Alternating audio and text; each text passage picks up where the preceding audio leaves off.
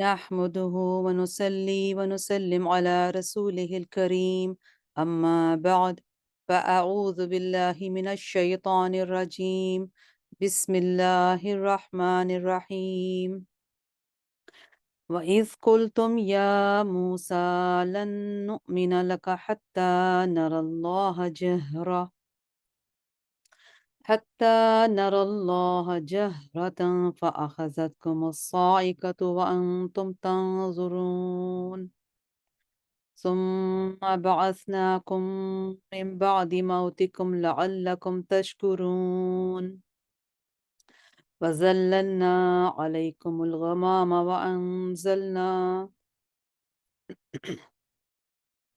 وأنزلنا عليكم المن والسلوى كلوا من طيبات ما رزقناكم وما ظلمونا ولكن كانوا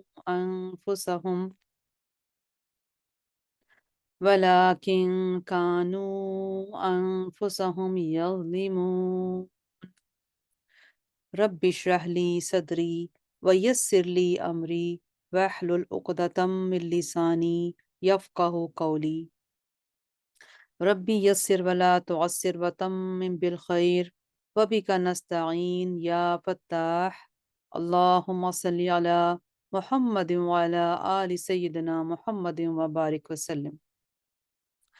الحمدللہ، اللہ سبحانہ تعالیٰ کا کرم اور احسان کہ جس نے آج پھر ایک موقع دیا کہ ہم قرآن پاک کے کی رحمتوں اور برکتوں سے ثمرات ہم حاصل کر سکیں، اس کی تلاوت سے، اس کے ترجمے سے، اور جو کمی بیشی ہماری زندگی میں ہے ہدایت میں، وہ اللہ سے ہم مانگ سکیں۔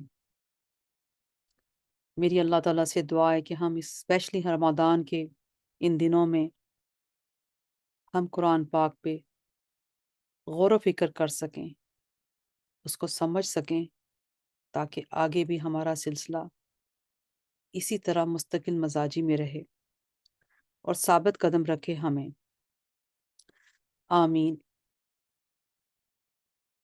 جیسا کہ آپ کو پتہ ہے کہ ایک دن پہلے جب ہم نے سورہ بقرہ کی آیت کریمہ 54 تک پڑھا تھا، اور اس میں ایک بیان جو تھا کہ آیت نمبر 49 سے لے کر جو 60 تک جتنی بھی آیات انشاءاللہ چلیں گی، وہ سب بنو اسرائیل پر کی گئی ہیں۔ اللہ تعالیٰ نے 10 نعمتوں کا ذکر جو یہاں فرمایا تھا۔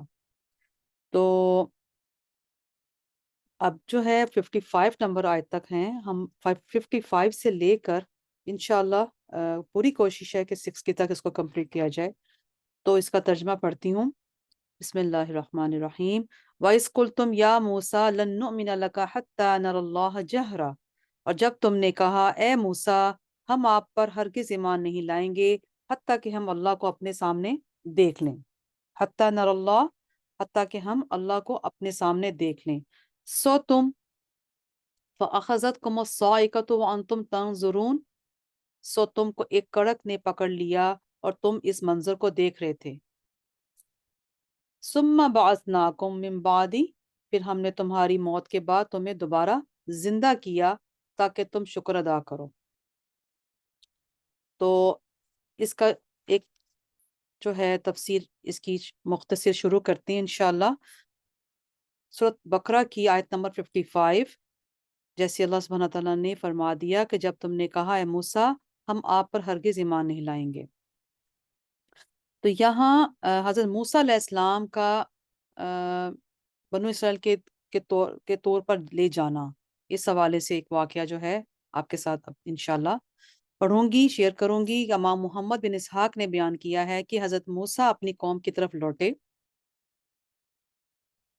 پچھلی آیات کے حوالے سے، کہ جب پہلے کیا ہوا کہ جب وہ واپس آئے، حضرت موسیٰ علیہ السلام اپنی قوم کی طرف لوٹے اور بچڑے کی عبادت کرنے پر بنو اسرائیل کی ملامت کی، بچڑے کو جلا کر اس کے ذرات کو سمندر میں ڈال دیا۔ پھر حضرت موسیٰ علیہ السلام نے اپنی امت میں سے انتہائی نیک افراد جن کی تعداد جو 70 تھی، فرمایا کہ تم میرے ساتھ اللہ سے ملاقات کے لیے چلو اور اپنی گیوسالہ پرستی پر اللہ تعالیٰ سے معذرت کرو۔ یہاں نیک لوگوں کی طرف سے اگر بات ہو رہی ہے تو دیکھیں نیک لوگوں کی بھی برکات ہوتی ہیں اور ان کی بھی دعائیں قبول ہوتی ہیں ان کے ذریعے بھی۔ پھر آگے چلتی ہوں، حضرت موسیٰ علیہ السلام ان کو لے کر پہاڑ طور پر گئے تو انہوں نے حضرت موسیٰ سے کہا آپ اپنے رب سے یہ سوال کریں کہ ہم بھی اپنے رب کا کلام سن لیں۔ انہوں نے کہا کہ اپنے رب کا کلام جو ہے وہ اپنے رب سے وہ سوال کریں کہ ہم بھی اپنے رب کا کلام سنیں۔ حضرت موسیٰ علیہ السلام نے فرمایا اچھا۔ حضرت موسیٰ علیہ السلام جب پہاڑ کے قریب پہنچے تو ایک بادل آیا اور اس نے پورے پہاڑ کو ڈھانپ لیا۔ حضرت موسیٰ علیہ السلام اس بادل میں داخل ہو گئے اور قوم سے کہا کہ تم قریب آ جاؤ۔ جب حضرت موسیٰ اپنے رب سے ہم کلام ہوتے تو ان کی پیشانی پر ایک بہت ہی چمکدار نور ظاہر ہو جاتا جس کو دیکھنے کی کوئی انسان تاب نہیں لا سکتا تھا۔ وہ اپنی پیشانی پر نقاب ڈال لیتے تھے۔ جب قوم اس بادل کے اندر داخل ہوئی تو سجدے میں گر گئی۔ حضرت موسیٰ علیہ السلام اللہ تعالیٰ سے کلام کر رہے تھے اور وہ سن رہے تھے۔ جب موسیٰ علیہ السلام فارغ ہوئے اور بادل چھٹ گیا تو یہ لوگ حضرت موسیٰ سے کہنے لگے ہم ہرگز اللہ پر ایمان نہیں لائیں گے۔ اللہ اکبر۔ جب تک اللہ تعالیٰ کو بالکل ظاہر عیاں اور بیان دیکھ نہ لیں۔ اسی وقت ان پر بجلی کی ایک کڑک آ پڑی اور وہ سب مر گئے۔ حضرت موسیٰ علیہ السلام نے اللہ تعالیٰ سے دعا کی اور عرض کیا اے اللہ اگر تو چاہتا تو ان کو پہلے ہی ہلاک کر دیتا۔ جب میں اپنی قوم کے پاس جاؤں گا تو میری کیسے تصدیق کریں گے؟ وہ کڑک سے ہلاک ہو گئے اور آئندہ مجھ پر کب اعتماد کریں گے؟ حضرت موسیٰ علیہ السلام مسلسل دعا کرتے رہے۔ بالآخر اللہ سبحانہ تعالیٰ نے ان میں روحیں لٹا دی۔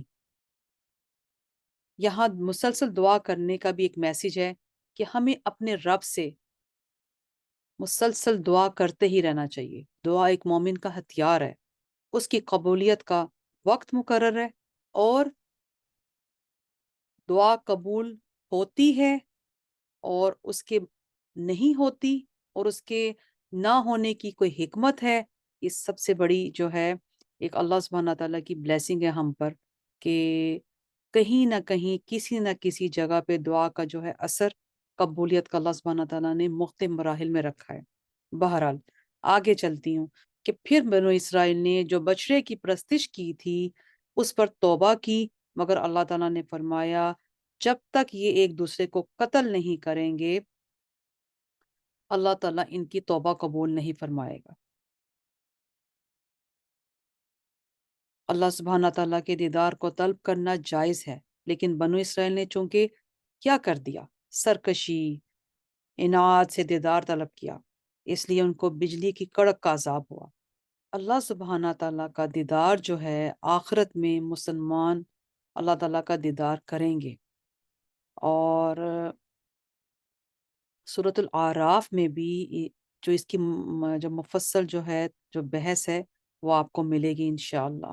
ایک قرآن پاک کی تلاوت میں کیا پڑھا تھا کہ ثم بعثناکم من بعد موتکم لعلکم تشکرون۔ تو 70 اسرائیلوں کا دوبارہ زندہ ہونا ان کے خود مکلف ہونا نہیں ہے، ان کے لیے منافی نہیں ہے۔ یہاں ایک سوال یہ پیدا ہوتا ہے کہ قرآن مجید میں ہے قالوا ربنا امتنا اثنتین واحییتنا اثنتین، وہ کہیں گے اے رب تو نے ہمیں دوبارہ موت دی اور دو بار تو نے ہمیں زندہ فرمایا۔ پہلے انسان بے جان مٹی کی صورت میں یا بے جان نطفے کی صورت میں تھا، پھر اس کو زندہ کیا، پھر اس پر طبی موت آ گئی اور اس کو پھر آخرت میں زندہ کیا۔ اس طرح ہر انسان کے لیے 2 موتیں اور 2 حیاتیں ہیں۔ ان بنو اسرائیل کے لیے 3 موتیں اور 3 حیاتیں ہوگی۔ اس کا جواب یہ ہے کہ اللہ سبحانہ تعالیٰ کی عام عادت جاریہ یہی ہے کہ ہر شخص پر دوبارہ موت آتی ہے، لیکن کبھی اللہ تعالیٰ اپنی قدرت کے اظہار کے لیے اپنی عادت کے خلاف بھی کرتا ہے، جیسے کہ عام عادت یہ ہے کہ انسان کو ایک مرد اور ایک عورت سے پیدا کرنا ہے، لیکن حضرت عیسیٰ علیہ السلام کو بغیر مرد کے، حضرت حوا کو بغیر عورت کے اور حضرت آدم کو مرد اور عورت دونوں کے بغیر پیدا کر دیا۔ اور یہ بھی کہا جا سکتا ہے کہ جن لوگوں کی مدت عمر علم الہی میں پوری ہو چکی تھی، ان کو دنیا میں دوبارہ زندگی نہیں دی جاتی۔ جن لوگوں کی مدت عمر علم الہی میں بھی ابھی باقی تھی، وہ بطور سزا یا کسی دوسری حکمت کی وجہ سے ان پر مدت سے پہلے ہی موت طاری کی گئی۔ ان کو مرنے کے بعد دنیا میں دوبارہ زندگی عطا کی جاتی ہے۔ ان 70 بنو اسرائیل پر موت کے بعد حیات طاری کرنا اسی قبیل سے تھا۔ اسی سے معلوم ہوا کہ اللہ سبحانہ تعالیٰ نبیوں کی دعا سے مردوں کو زندہ کر دیتا ہے۔ دوسرا سوال یہ ہے، ان 70 بنو اسرائیل کو زندہ کرنے کے بعد ان کو پھر مکلف کیا گیا، حالانکہ مرنے کے بعد انہوں نے احوال آخرت کو دیکھ لیا تھا، ان پر غیب مشاہدہ ہو چکا تھا، اور اگر ان کو مکلف کرنا جائز ہے تو عام لوگوں کو مرنے کے بعد زندہ کر کے دوبارہ مکلف کرنا کیوں جائز نہیں ہے؟ اس کا جواب یہ ہے کہ دوبارہ مکلف نہ کرنے کی وجہ صرف مرنے کے بعد دوبارہ زندہ ہونا نہیں ہے، بلکہ اس کی وجہ یہ ہے کہ مرنے کے بعد انسان احوال آخرت کا مشاہدہ کر لیتا ہے، جنت کی راحت یا دوزخ کے عذاب کو جان لیتا ہے، اور اب آخرت پر ایمان اس کے نزدیک بد یہی اور ضروری ہو جاتا ہے کہ اس میں عقل کی آزمائش اور امتحان کا کوئی دخل نہیں رہتا۔ اس لیے یہ ہو سکتا ہے کہ ان 70 بنو اسرائیل نے مرنے کے بعد احوال آخرت کا مشاہدہ نہ کیا ہو، اور عام لوگوں پر موت کے بعد جو واردات مرتب ہوتی ہے وہ ان پر مرتب نہ ہوئی ہو، اس لیے ان کو دوبارہ مکلف کرنے پر کوئی اعتراض نہیں ہے۔ یہ بھی ہو سکتا ہے کہ بنو اسرائیل کی خصوصیت ہو، کیونکہ بنو اسرائیل کو ایسی نشانیاں دکھائی گئیں جن کے بعد عقل کی آزمائش کا دخل نہیں رہتا، اس کے باوجود ان کا مکلف کیا گیا۔ مثلاً انہوں نے دیکھا پہاڑ ان کے اوپر ہوا میں معلق ہو گیا ہے، اسی طرح 40 سال تک بادل کا ان پر سایہ کرنا، ان پر من و سلوہ کا نازل ہونا۔ نیز حضرت یونس علیہ السلام کی قوم نے بھی عذاب کے آثار دیکھ لیے تھے، اور اس کے بعد وہ ایمان لائے تھے۔ قرآن پاک کی آگے جو ہے آیت کریمہ سورہ بقرہ کی 57 پڑھتی ہوں کہ ہم نے تم پر بادل کا سایہ فگن کیا اور تم پر من و سلوہ کو نازل کیا۔ یہاں ایک واقعہ میں آپ کے ساتھ اس ترجمے کی جو اس کا جو ایک پس منظر ہے، میدان طے میں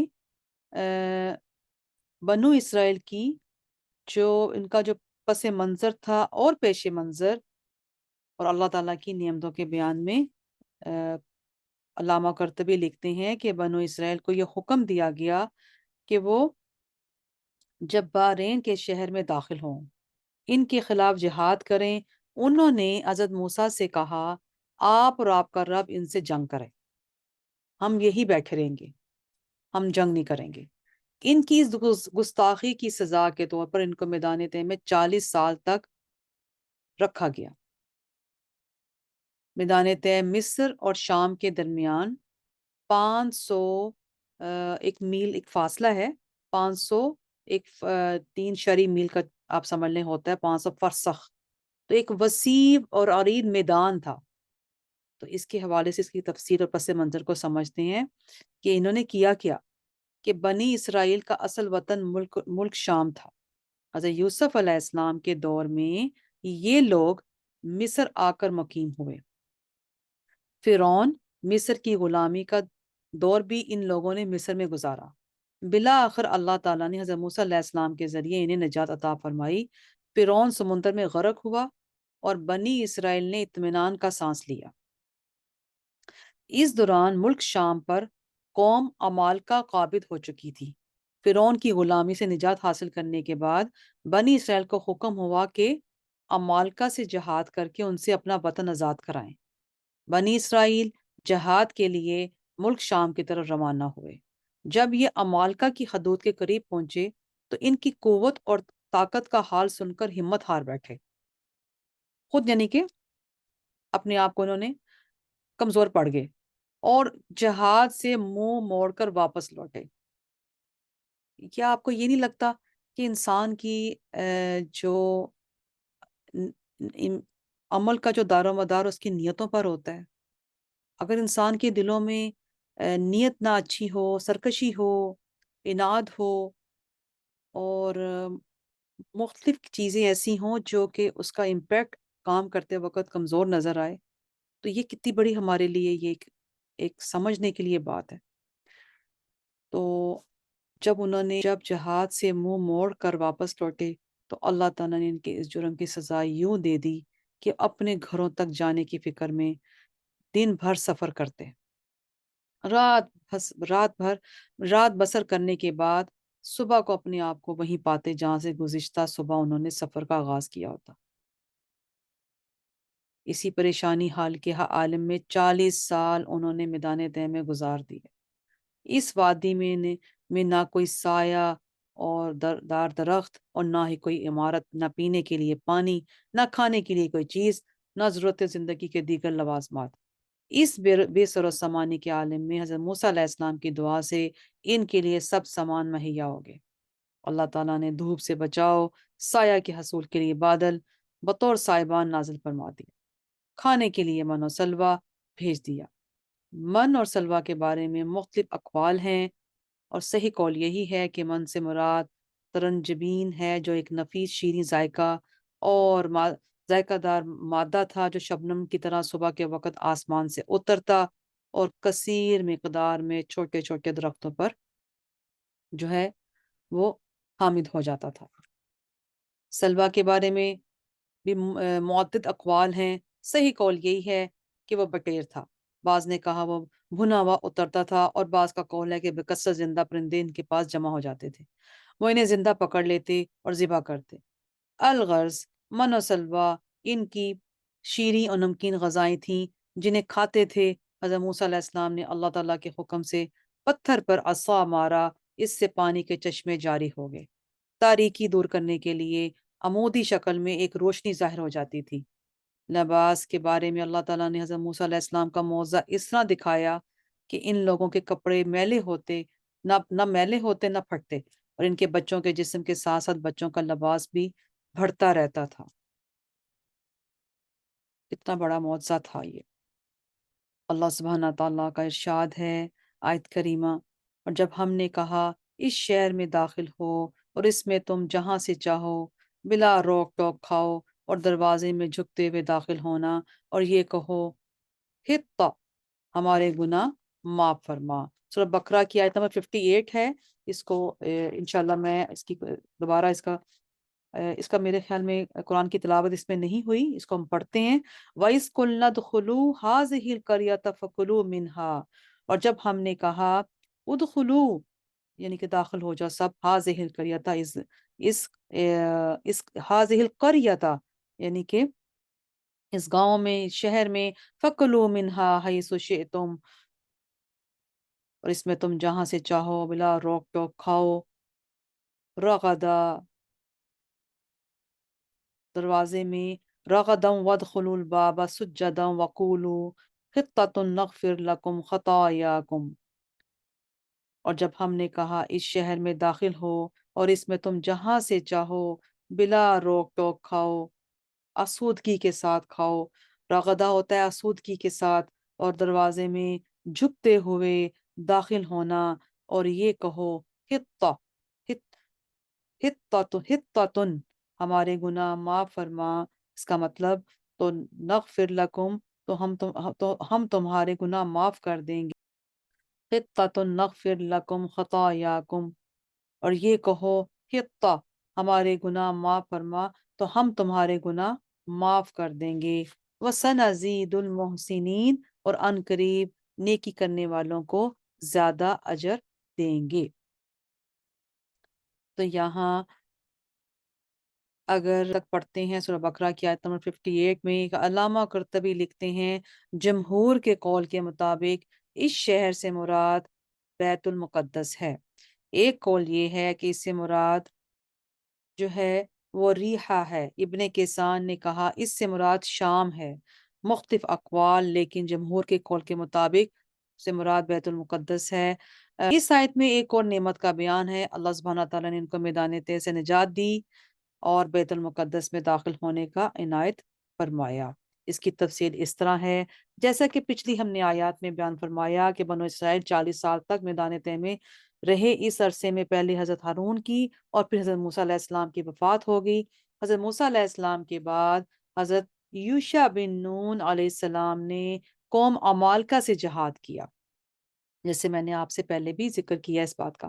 جو بنو اسرائیل زندہ بچ گئے تھے انہوں نے حضرت یوشع بن نون کا جو ہے کا ساتھ دیا۔ اللہ سبحانہ تعالیٰ نے ان کو فتح عطا فرمائی اور 40 سال بعد بنو اسرائیل کو میدان طے سے نجات حاصل ہوئی۔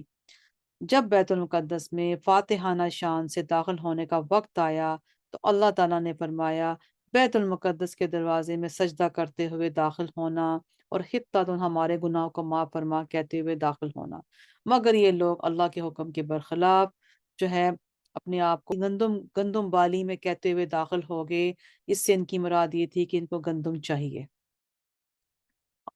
تو یہاں اللہ سبحانہ تعالیٰ کا جو اگلی آیت میں ارشاد ہے، سو جو قول کہنے کے لیے ان سے کہا گیا اس کو ظالموں نے بدل دیا، بس ہم نے ظالموں پر آسمان سے عذاب نازل کیا۔ بنو اسرائیل پر طاعون کا عذاب، یہاں ابن زید جب بنو اسرائیل سے کہا گیا دروازے میں سجدہ کرتے ہوئے داخل ہوں اور وہ سیرین کے بل داخل ہو گئے اور حطتن کی جگہ انہوں نے ہنتتن کہا تو طاعون کی وبا کی شکل میں ان پر آسمانی عذاب آیا جس سے ان کی تمام بڑے لوگ ہلاک ہو گئے، ان کے بیٹے بچ گئے، اور بنو اسرائیل میں جس فضل اور عبادت کا ذکر کیا جاتا ہے وہ ان کے بیٹوں میں تھا۔ ان کے آباء و اجداد طاعون کی اس وبا میں ہلاک ہو گئے۔ اور علامہ قرطبی نے لکھا ہے کہ اس طاعون سے 70,000 بنو اسرائیل ہلاک ہوئے تھے۔ یہاں طاعون کے متعلق کچھ حدیث کو بھی سمجھ لیتے ہیں کہ یہاں امام احمد، امام مسلم میں مختلف یعنی کہ اس میں جو روایات ہیں اس میں حضرت سعید بن مالک یہاں روایت کرتے ہیں کہ انہوں نے بیان کیا کہ آپ صلی اللہ علیہ وآلہ وسلم نے فرمایا یہ طاعون گندگی ہے، تم سے پہلے جن لوگوں کو عذاب دیا گیا ان کا بچا ہوا عذاب ہے۔ اگر کسی علاقے میں مثال کے طور پر اگر کسی علاقے میں طاعون پھیلے اور تم وہاں ہو تو تم وہاں سے مت نکلو، اگر تم کو یہ خبر پہنچے کہ فلاں علاقے میں طاعون ہے تو تم وہاں نہ جاؤ۔ اس حدیث کو امام بخاری نے بھی روایت کیا ہے۔ امام بخاری روایت کرتے ہیں، حضرت عائشہ رضی اللہ تعالی عنہا بیان کرتی ہیں انہوں نے رسول اللہ صلی اللہ علیہ وآلہ وسلم سے طاعون کے متعلق دریافت کیا تو آپ صلی اللہ علیہ وآلہ وسلم نے فرمایا یہ عذاب ہے، اللہ تعالیٰ جس پر چاہتا ہے اس کو بھیج دیتا ہے۔ اللہ تعالیٰ نے اس کو مومنین کے لیے رحمت بنا دیا۔ جس بندے کے شہر میں طاعون واقع ہو اور وہ صبر کے ساتھ وہیں ٹھہرا رہے، اس کا اور اس کا ایمان ہو اور اس کو وہی مصیبت پہنچے گی جو اس کی تقدیر میں ہے، تو اس کو ایک شہید کا اجر ہوگا۔ یہ بھی بہت بڑا میسج ہے، اور اس حوالے سے ہمیں بھی غور کرنا چاہیے۔ اللہ تعالیٰ ہمیں سے اور طرح طرح کی بیماریوں سے بچائے، اور کرونا کے حوالے سے بھی ہم بہت بڑے چیلنجز سے گزرے، ہم لوگوں نے اس کو فیس کیا، پوری دنیا میں لوگوں نے صبر اور شکر کے ساتھ جب ہم بیٹھے ہوئے تھے تو الحمدللہ اللہ سبحانہ تعالیٰ نے اس پہ اپنا کرم اور رحمت کی، اور جو وفات پا گئے اس سے پھر ان کی ایک جو موت ہے وہ شہید کا اجر ہوگی انشاءاللہ۔ حضرت انس بن مالک رضی اللہ تعالیٰ عنہ بیان کرتے ہیں کہ نبی کریم صلی اللہ علیہ وآلہ وسلم نے فرمایا طاعون اور مسلمانوں کے لیے شہادت ہے۔ تو یہاں امام ابن ماجہ روایت کرتے ہیں، حضرت عبداللہ بن عمر رضی اللہ تعالیٰ عنہ بیان کرتے ہیں کہ رسول اللہ صلی اللہ علیہ وسلم نے ہماری طرف متوجہ ہو کر فرمایا اے مہاجرین کی جماعت، 5 چیزیں ایسی ہیں جب تم ان میں مبتلا ہوگے اور میں اس سے اللہ کی پناہ مانگتا ہوں کہ تم ان میں مبتلا ہو تو تم پر مختلف عذاب نازل ہوں گے۔ جب قوم علانیہ بدکاری کرنے لگے تو اس میں طاعون پھیل جاتا ہے، اور ایسے دردوں والی بیماریاں میں مبتلا ہوتے ہیں جو ان سے پہلے لوگوں میں نہیں تھی، اور جو قوم ناپ اور تول میں کمی کرتی ہے اس میں قحط سالی، سخت مشقت اور ظالم حکومت نازل کی جاتی ہے۔